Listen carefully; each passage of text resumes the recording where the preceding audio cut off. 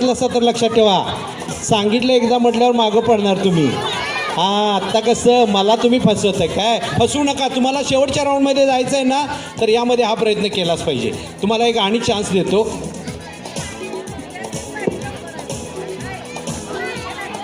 तुम्ही अगोदर बघायचं, काही बोलायचं नाही. तुम्हाला पाहिजे का नको बक्षीस, तुम्हाला जिंकायला अशीच काहीतरी कसरत करावी लागेल. आणि यामध्ये 18 ग्लास. थांबा वहिनी, काठीला टच न करता बघूया. म्युझिकवाले दादा